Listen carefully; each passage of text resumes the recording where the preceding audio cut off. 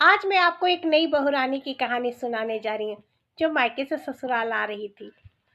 इधर ससुराल में सब लोग उसके तैयारी कर रहे थे आने का। जैसी वो आई, दरवाजे पास पहुंची ही कि ननद रानी ने उन्हें रोक लिया। कहा कि भाभी, आप पहले अपने गले का हार मुझे दे दीजिए, तभी अंदर आ सकती हैं। भाभी कुछ समझ में नहीं पाई।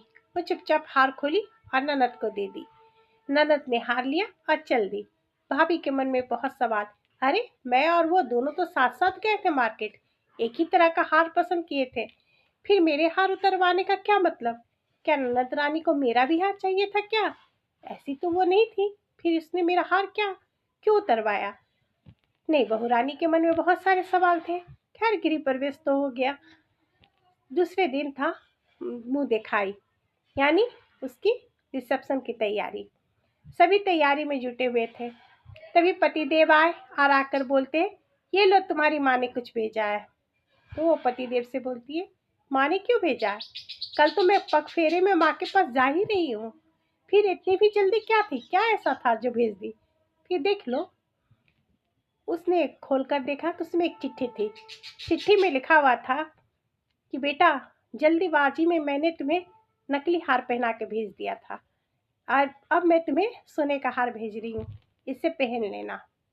बस यही लिखा हुआ था। अब वो सोच रही थी कि ननद के बारे में बहुत बुरा बुरा। सो ननद उधर से आई, आकर बोलती है, भाभी, मैंने जानबूझकर आपका वो हार उतरवाया था, क्योंकि यहाँ के लोगों को सोने की परख बहुत अच्छी से है। वो अपना सोना को भली भांति पहचान जाएंगे कि कौन असली है और कौन नकली।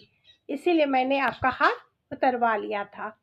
आप मेरे बारे में गलत ख्याल ना लाएं। तो भाभी ननद के गले लग गई कि नहीं, मैं अब कभी नहीं लाऊंगी। ऐसे मेरे मन में आया था, लेकिन अब मैं नहीं लाऊंगी। देखे कि आपने मैं जानबूझकर वो हार उतरवाई।